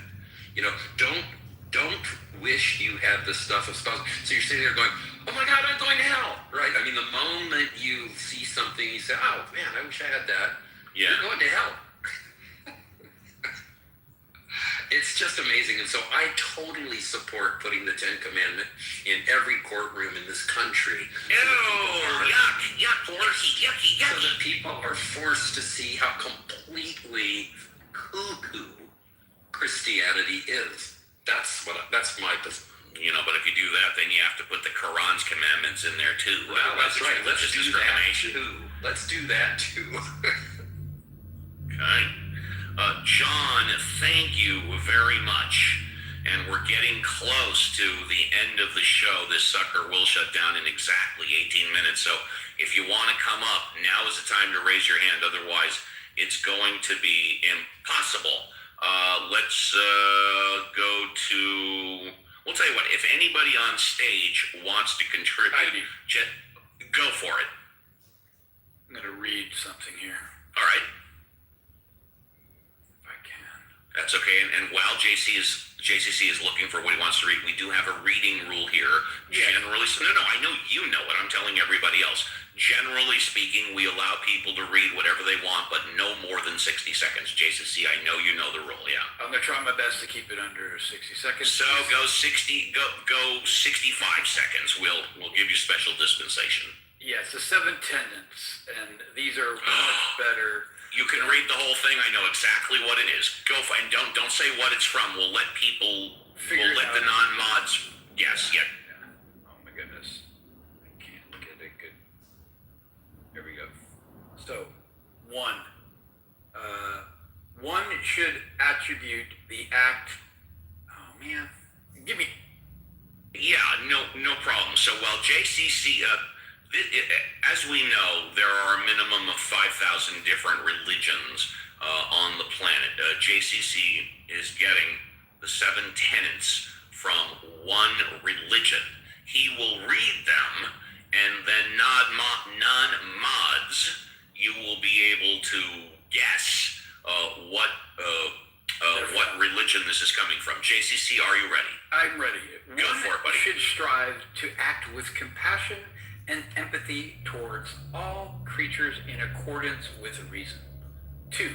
The struggle for justice is an ongoing and necessary pursuit that should prevail over laws and institutions.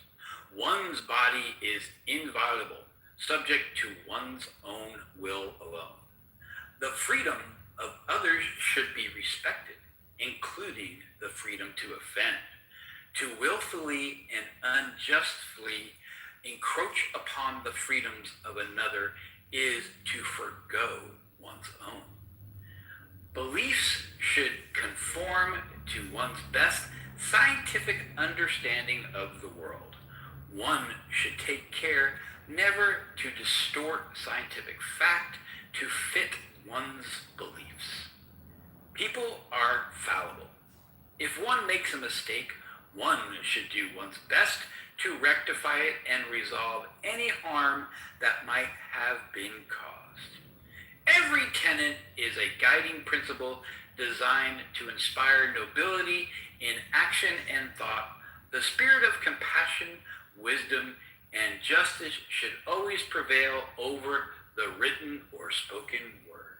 Thank you for listening. Absolutely. So non-mods, if you want, unmute and guess what religion that comes from. If non, yeah, go ahead, Joshua. Yeah, well, Satan. The Church of Satanism. You are right. Congratulations. Those are the 7 tenets from the Church of Satanism. Joshua knows his shit. Very good, Joshua. Absolutely, yes, sir. It's from the Satanic Temple. Oh, I'm sorry, the Satanic Temple. My mistake. It's a little different. Yeah. Yeah, it's different from LaVey, right? Yes, that's correct. LaVeyanism. Yes. Yeah. I like those ones because they're more logical to me, at least, you know. But then they make no sense. Like treat, like what? I still have this page, 2239, and it still holds true to this one verse. So Satanism, Christianity, one verse. Satanism, 7 tenets. Ooh.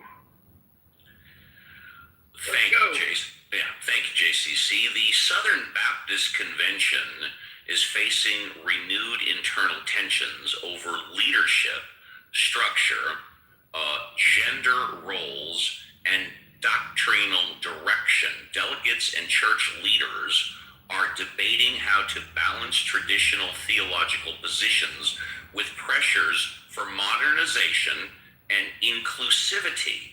This comes at a time when membership trends and culture shifts are challenging many large denominations in the United States. The outcome of these debates could reshape not only church governance, but also the broader influence of evangelical Christianity in American public life. Question: is this primarily about theology, culture, or institutional control? Could these debates accelerate fragmentation within evangelical Christianity? And or what impact might this have on U.S. politics? Anybody on stage is welcome. Is welcome to unmute and comment as we come down to the end of the show. If not, we can start our goodbyes and closing thoughts. My one short thought, Steve, is that bringing people together in the sense of helping the world tends to be a good thing. Unfortunately, the theological tangles that come into play make it hard for me to believe that the evangelical church can do that. I mean, it's just, I think that will create a lot of division among them because there are just too many people who, what people call lifestyles like homosexuality, they say that's, totally anti-God. That's not what God wanted. They are out of God's light, blah, blah, blah, all that. So I find it hard to believe that they'll really be able to be inclusive. Thank you for that. Anybody else have a comment? Yeah, I think that any community can become more inclusive, right? I mean, the United States was formed on a lack of inclusion, right? It said that the only people that can vote are white male property owners, and yet we've changed significantly. It took, till the 1960s when we started to say, all right, we'll limp toward a more inclusive polity. So yeah, I think things absolutely can be more inclusive. But there will be a challenge and pushback, like, as Violet's saying. I mean, it won't be easy. But sure, any community can change. But it will be traumatic for the members of the community. Thank you, Reverend Scott. Pleasure to have you back. Let's start with our goodbyes and final thoughts. Let's first go to Andrew. Andrew, would you like to say goodbye? Can you hear me? Yes, sir. Yeah, I'll say goodbye. In this regard, what you're just talking about, I think anytime religion and politics commingle, it's a danger signal and should be avoided at all costs. Goodbye.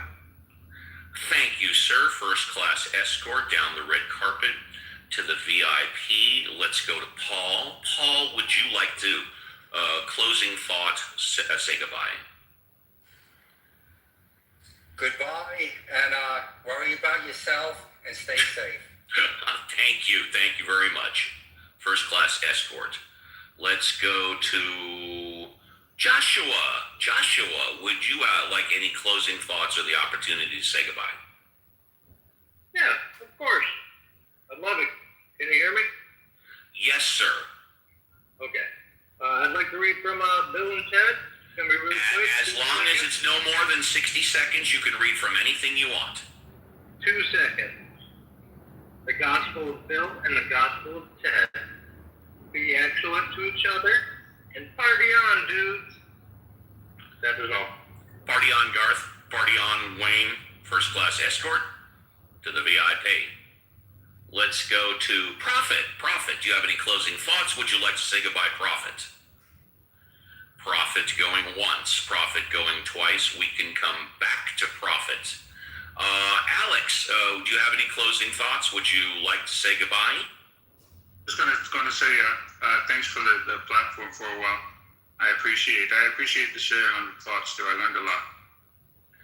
Alex, thank you very much. First class escort down the red carpet to the VIP. Oh, it looks like, and we do have time. So since we do have time, somebody is raising their hand. Well, somebody was raising their hand. I see it. I saw it. Let's invite him up and him or her and see if him or her wants to come up. We'll give him or her a chance, and I guess him or her is not interested. We'll try it one more time. Because we're coming down to there we go. Let's see, because we have time. Mugave, is it pronounced? Oh, hello, bro. What's up? Manevolus.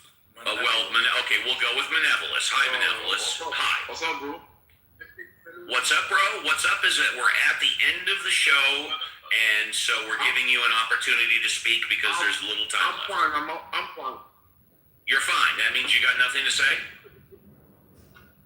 Yeah, hello. All right. First class escort back to the... Up too late. I gave the chance. Now, Mugave going once. Mugave going twice. Well, we'll try. There we go. Hi. Good. How am I? I'm fine. How are you? Yeah, I'm fine. Good. What would you like to talk about? I am the India. No? And I'm in America. America. Yeah. Is there anything else you wanted to talk about besides telling us where you are? What? What would you like to talk about? No. This You got him. I'm right here. Yeah. I am confirm. No. Excuse me? Did anybody understand what he said? He may have said confirm there's no God, maybe. Something like that. Oh, you want me to confirm there's no God? I can't confirm it. I can only give you my belief. I don't believe in God. I cannot confirm it. What? And typical. Longest typical. Can anybody understand him? No. I can't. No. No, okay. Is there anything else you'd like to say? Hindi. Hindi. No Hindi. Longest Hindi. Mod Squad, I'm going to need your help. I can't understand. Robert Hindi? It sounds like someone in the background is telling them what to say. That's what it sounds like. Anything else, Mugabe? Okay. Thank you, bro. Okay, thank you. Oh, you're welcome. Thank you, bro. First class escort down with the other bro to the VIP. Gotta love those bros from India, let me tell you. Prophet, would you like to say goodbye? Prophet going once, Prophet going twice. Okay, we'll give Prophet a first class escort to the VIP. John, would you like to say goodbye? John going once. Yeah. Thanks, Steve. Yeah. So I'll just give you a little Artemis news. Yeah. Not news, but the picture in my PTR is one of many that I just love. It's a picture. It was taken after reacquisition of signal on the far side of the moon. Yeah. The Earth is over on the left in that picture, out of the frame, shining on the part of the moon. So you can see a little Earth shine on the left side of the moon there. If you look closely, you'll see that the rest of the moon is absolutely unlit. There is no light shining on that other than starlight.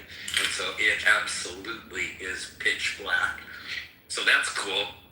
You've got Venus over there in the lower left, and the sun behind the moon, rather than in the constellation of Aries, which is visible above Venus. If you zoom in, you'll see the stars of the constellation Aries, where the sun is supposed to be now.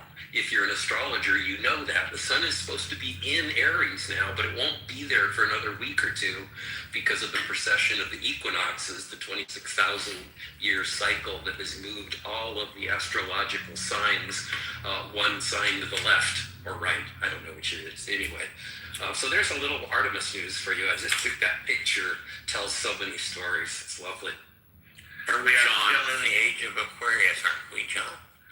Well, I never really quite understood that, but I think that's right. That has to do with the precession. We have left the age of there was 2,000 years, which is the age of Pisces, and then we are now in the age of Aquarius. Meaning that the spring equinox, the sun is in. Yeah.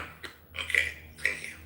John, thank you. First class escort to the VIP. Now let's go to the mods who do not get first class escorts to the VIP because they have to stay on stage and do the heavy lifting. Daryl, would you like to say goodbye? Any closing thoughts? Adios.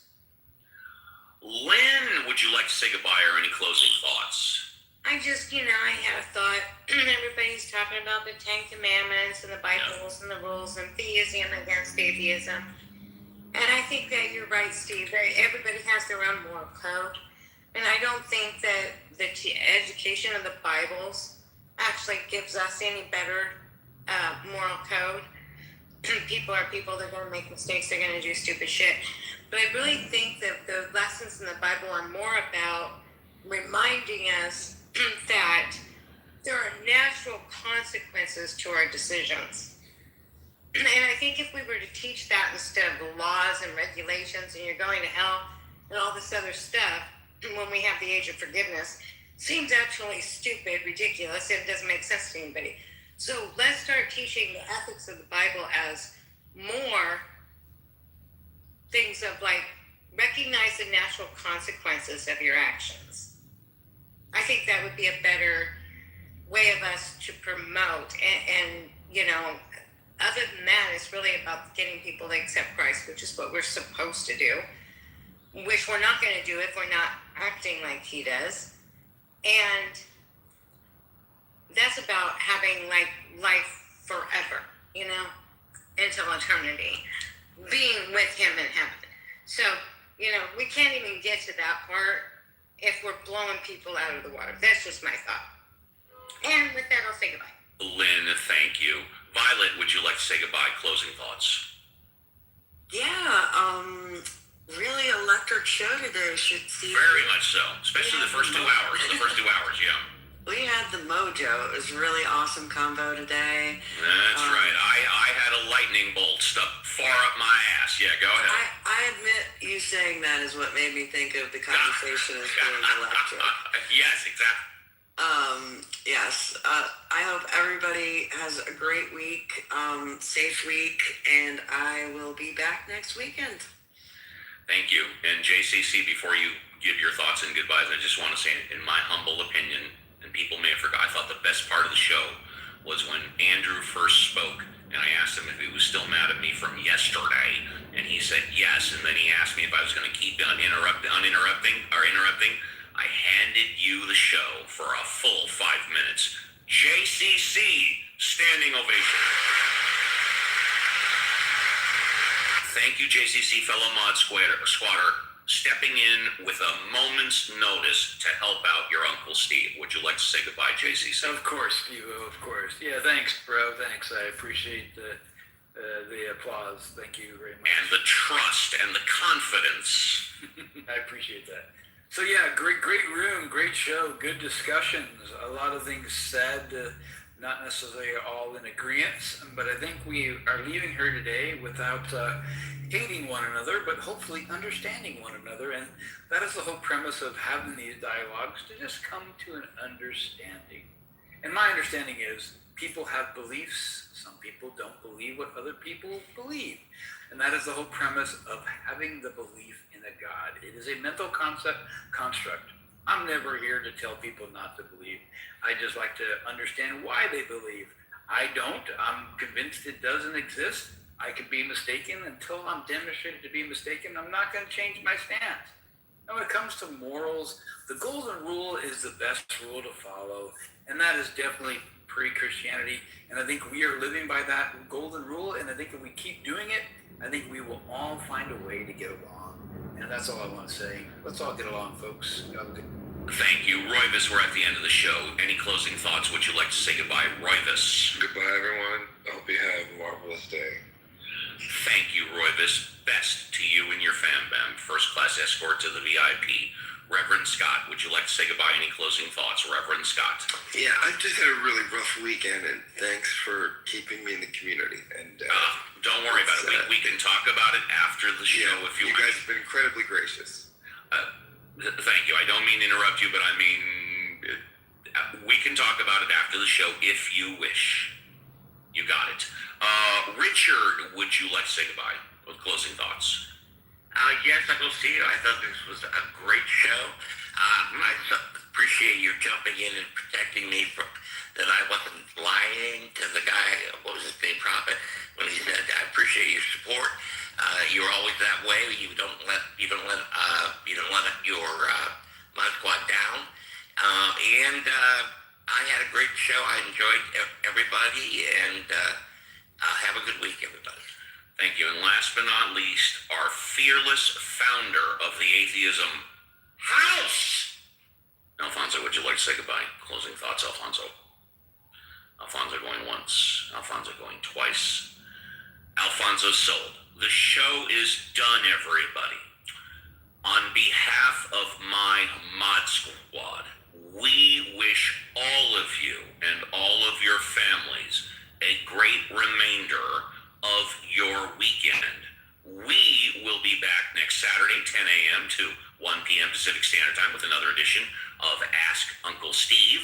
And again on Sunday, same time, 7 a.m. to 10 a.m. Pacific Standard Time with Ask the Atheist.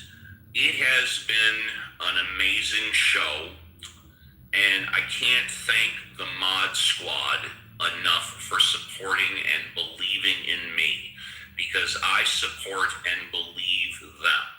The Mod Squad has always been free to come and go as they please, but when they're here, it's sort of like someone coined it a year or two ago, Uncle Steve's Militia. They can come and go as they please, but when they're here, they have to follow the rules. And the reason why they do that is because they trust me, generally, and I trust them. I hope all of you in the audience audience, especially the nieces and nephews, have found today's show to be both entertaining. Take care and goodbye.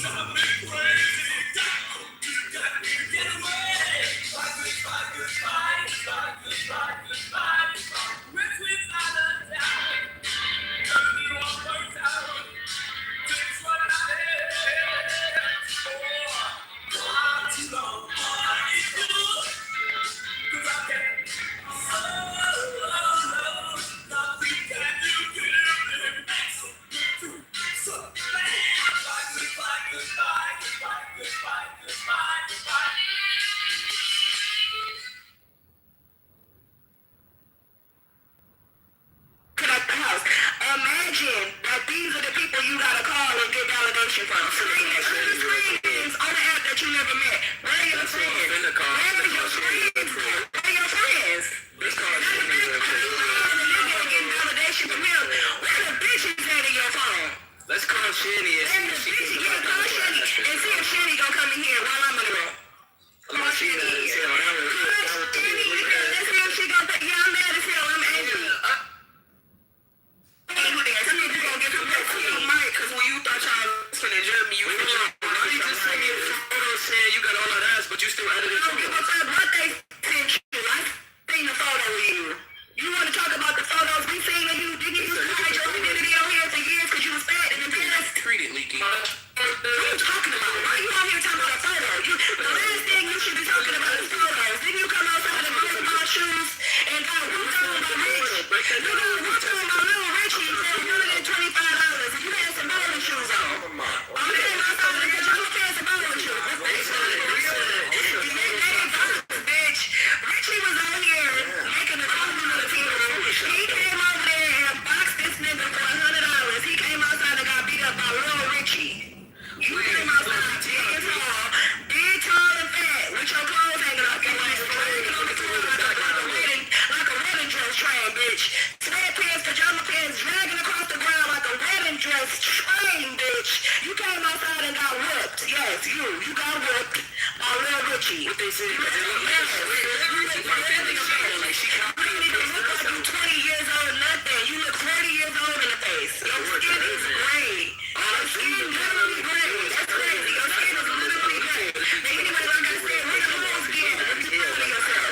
When you proud of yourself, when you get a little bit of money to buy some weed and go share it, and you be FaceTiming him to show him, where do the bitches be at? Where the bitches where you know the bitches in your phone you want to get validation from? I'm not talking what they said. I'm talking to you about what I said. I think you want to say about me. You didn't hear talking about they told me, I'm in here talking about what you got to say about what I'm saying. What you got to say about what I'm saying? That's what I'm saying. You can't talk to me. I'm big and grown as a motherfucker. Don't let them tap this work on me. I think you're a loser. I think that you insecure. I think you got low self-esteem. I think you broke. I think you a virgin. I think that you are socially awkward. I think you grew up on the internet. There's nothing you can tell me about you because I already came to these conclusions before I came to this world. So now what you want to tell me? Because you wasted my time. You wasted my time, fat bitch. You wasted my time, fat loose skin loving bitch. What's up? What you wanted to tell me that was so great? I treat you every time I run into you. So what you got to say today was different? What you gonna do with me today? Your Photoshop. What you gonna do with me today? Your Photoshop. Look at the I was gonna come here and answer to you saying that I'm not a real person. The door is bending in the PTR. You thought that I was gonna come here and answer to Leaky?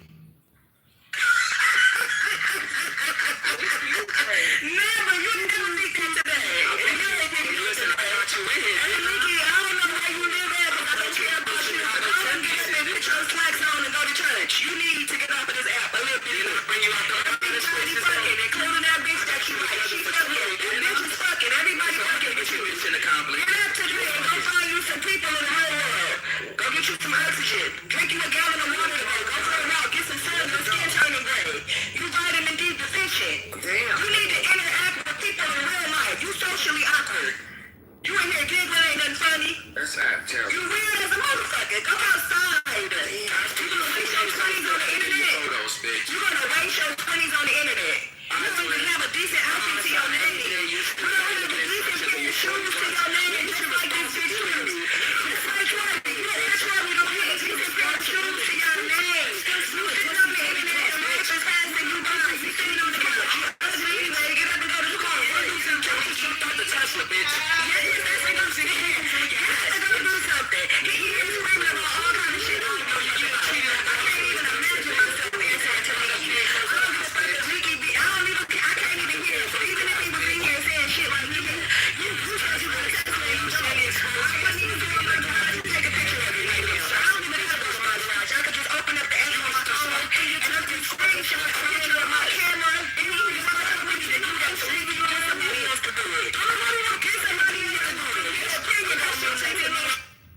What do you call it? Well, I would say that a lot of people had the reservations. Even I did initially. When I first heard of Donald Trump, I was a Ted Cruz because I just didn't trust the guy.